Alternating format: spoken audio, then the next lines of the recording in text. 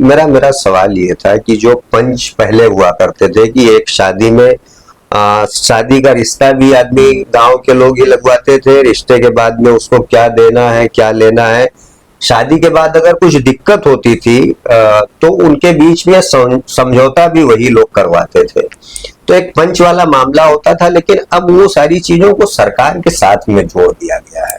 और वो सरकार के अधिकारी जो है वो एक खास नजरिए के लोगों को खास तरीके से देखते हैं। तो कितना मुस्लिमों को दिक्कत होगा? ये देखिए, ये सिर्फ मुसलमानों को दिक्कत नहीं होगा जी। तलाक जो है वो आप दलितों में चले जाएं,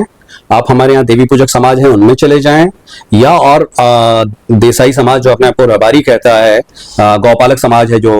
उनमें चले जाएं, तो उनमें तो ये प्रैक्टिस मुसलमानों से बहुत ज्यादा है कि समाज के 5 लोग बैठेंगे और आपका जो पारिवारिक मामला है उसको कोर्ट में नहीं सुलझाएंगे, वो वहीं सुलझाते हैं और वहीं पे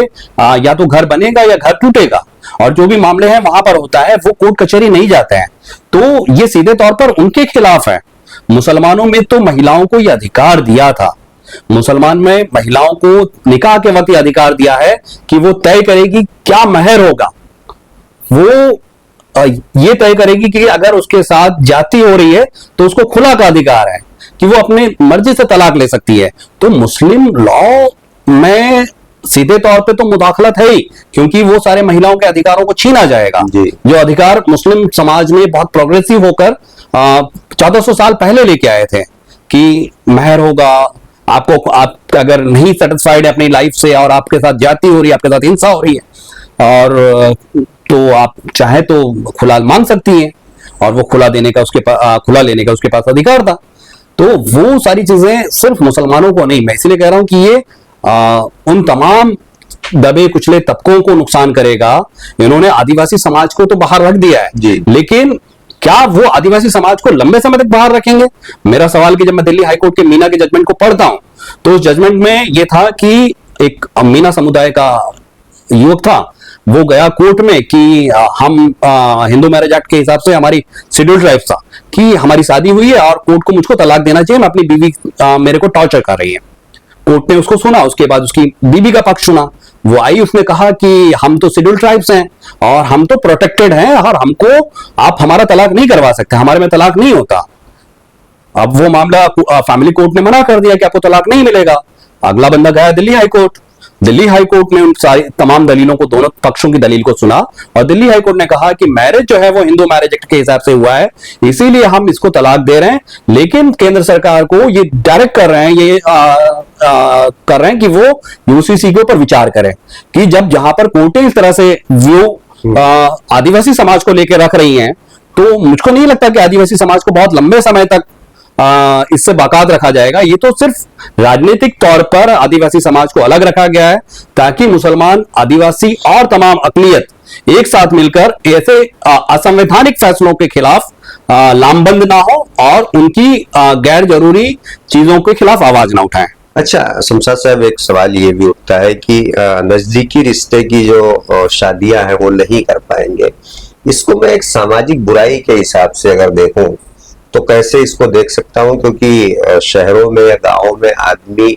पारिवारिक रिश्ते में शादी करता था ताकि उसको दान दहेज कम देना पड़े, या एक होता है ना कि आदमी भरोसे में रहता है कि फला की लड़की फला का लड़का, इनकी शादी करवा दो, इनकी अच्छी गुजरेगी। तो अब अगर ऐसा नहीं होगा तो उससे सामाजिक बुराइयां कितनी बढ़ेंगी? देखिए, मैंने बोला ना कि सीधे तौर पे एक सेक्शन में आपने प्रोहिबिट कर दिया, दूसरे सेक्शन में आपने कहा कि नहीं हम एग्जेम्प्ट कर रहे हैं, लेकिन बाद में कोई अधिकारी मोरल ग्राउंड पे आके ये कहे कि नहीं यार ये मोरली सही नहीं है, आप अपने कजिन्स के साथ नहीं शादी कर सकते हैं, तो वो प्रॉब्लम होगा। और आम एक इंसान उस कोर्ट कचहरी से, उस अधिकारी से कैसे निपटेगा मुझको नहीं पता है। और जो सामाजिक मामला है कि भाई क्यों हम नजदीक के रिश्तों में शादी करते हैं कि हम एक दूसरे को पहचानते हैं, एक दूसरे की अच्छी बुराई को हम जानते हैं, तो वहां पे अंडरस्टैंडिंग बहुत ज्यादा होती है, ना कि जिसके हम विचारों को नहीं जानते, जिसके रहन खान प्लान को हम नहीं जानते, वहां पर शादी करने से कोई भी परिवार बचता है। और इसीलिए शादी जब सामाजिक तौर पर होती है तो सब रिश्ते किए जाते हैं, तो बहुत लंबे समय तक परिवार के लोग एक दूसरे परिवार की अगर वो एक दूसरे को नहीं पहचानते तो उनके बारे में जानकारी हासिल करने की कोशिश करते हैं कि ये परिवार का रहन सहन कैसा है, ये परिवार किस तरह से किस विचारधारा में मानता है, क्या यहाँ पर हमारा लड़की की शादी होगी तो वो उनके साथ मेल होगा, लड़की वहां ससुराल में जाएगी तो वो उनके विचारों के साथ मैच खाएगा। तो वो सारी चीजों पे एक सवाल तो बहुत बड़ा खड़ा होने ही वाला है कि आप रिश्ते कहाँ ढूंढेंगे। कि आज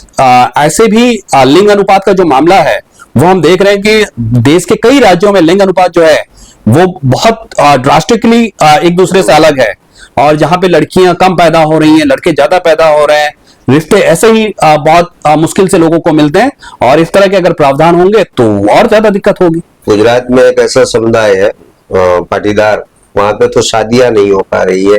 ऐसा कहा जाता है कि अगर एक बहन देंगे तो दूसरी अपनी बहन देगा, नहीं तो शादियां हो ही नहीं। चौधरी देसाई रबारी ऐसे सारे समाजों में, पारसी समाजों में शादियां नहीं हो रही हैं, पारसियों में जिस तरह से, जैनों में जिस तरह से मामले हैं, तो ये तमाम लोगों के खिलाफ है। आप मॉरलिटी के नाम पे आप कुछ भी किसी पे भी लाद देंगे, और तो वो तो अब ये तय कौन करेगा कि मॉरलिटी है कि नहीं है। एक रजिस्ट्रार को आपने कंपलसरी रजिस्ट्रेशन के नाम पे उसको बिठा दिया है, वो कह देगा नहीं मॉरली मुझको नहीं लगता यार कि ये कजिन्स में शादी होना चाहिए। क्या उस रजिस्ट्रार के पावर्स को हम एक जगह चैलेंज करेंगे, उसके बाद अगर वो भी इसी तरह मानेगा तो शादी का क्या होगा। तो ये बहुत सारी खामियां हैं इस कानून में, और मैं मानता हूं कि पूरी तरह संवैधानिक है। राज्य सरकार को ये इख्तियार नहीं है कि वो इस तरह का कानून बनाए। आर्टिकल 44 का हवाला बाबा साहब के संविधान का हवाला देते हैं, लेकिन ये ना आर्टिकल 44 के मुताबिक है ना बाबा साहब के संविधान के मुताबिक है। एक आखिरी सवाल शमशाद भाई की APCR जिसमें आप अध्यक्ष है,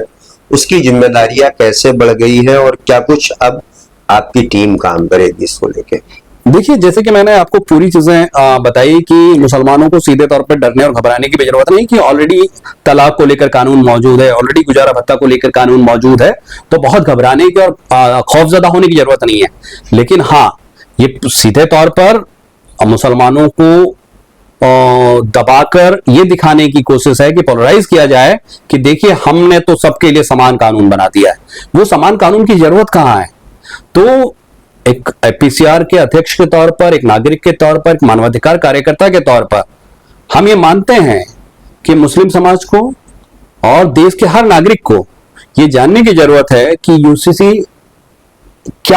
के नाम पर क्या राजनीति हो रही है। क्या यूसीसी में जो प्रावधान है, क्या वो प्रावधान आज के दिन पर मौजूद नहीं है? वो ऑलरेडी मौजूद है। फिर आप क्यों यूसीसी लाना चाहते हैं? आप इसलिए यूसीसी लाना चाहते हैं कि देश में जो बेरोजगारी का दर लगातार बढ़ रहा है, आप उसको छुपाना चाहते हैं। आप ये छुपाना चाहते हैं कि देश की स्वास्थ्य व्यवस्था जो है वो चरमरा गई है। आप उस चीज को छुपाना चाहते हैं कि अमेरिका किस तरह से हमको रोज आंख दिखा रहा है और लोग उस पर बात ना करें।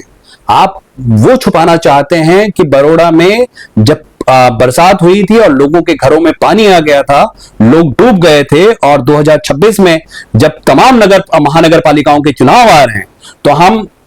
गुजरात के लोग जो हैं वो अपने मूल मुद्दों से भटककर, हम रोजी रोटी स्वास्थ्य के मुद्दों से भटककर हम यूसीसी पर बात करें। हम ये कहें ये देखो हमने सबक सिखा दिया, हमने सबके लिए एक कानून कर दिया, अब कोई दो शादी नहीं करेगा। अरे भैया, दो शादी करने के लिए आप ऐसे कई नंबर्स ऑफ जजमेंट्स हैं जिसमें जो नॉन मुस्लिम्स हैं वो दूसरी शादी करने के लिए अपना धर्म परिवर्तन कर रहे हैं। तो मुसलमानों में दूसरी शादी का कोई डेटा मौजूद नहीं है, हलाला का कोई डेटा मौजूद नहीं है, लेकिन उसके बावजूद सिर्फ पॉलराइजेशन करना है,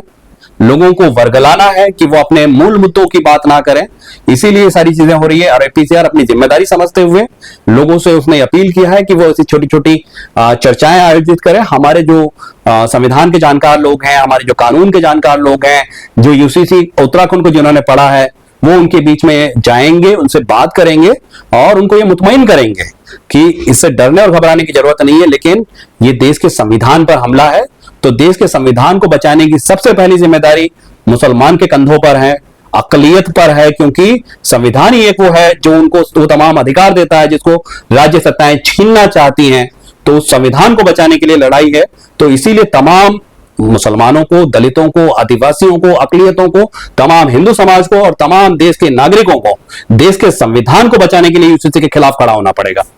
तो ये थे शमशाद खान पठान साहब, जिनका साफ तौर से कहना था कि गुजरात सरकार जिस मनसे को लेकर यूसीसी गुजरात में लागू करना चाहती है, कहीं ना कहीं उनके मनसे पर सवालिया निशान खड़ा करना लाजमी हो जाता है, क्योंकि आने वाले दिनों में इलेक्शन है और जो लोगों के मूल मुद्दे हैं उससे सरकार लोगों का ध्यान भटकाने के लिए यूसीसी लागू कर रही है। साथ ही साथ इन्होंने ये भी कहा कि अगर यूसीसी लागू हो जाता है तो इस राज्य में रहने वाले अकलियती तबके के लोगों को बड़ी दिक्कतों का सामना करना पड़ेगा। इसलिए इन तमाम लोगों को एकजुट होकर सरकार के खिलाफ आर पार की लड़ाई के मोड़ में आ जाना चाहिए। ऐसे में देखना दिलचस्प होगा कि मुस्लिम समुदाय और दूसरे जो अन्य समुदाय हैं जो इससे प्रभावित हो रहे हैं, वो लोग किस तरीके से एक्शन के मोड में आते हैं और सरकार पर दबाव बनाने की कोशिश करते हैं।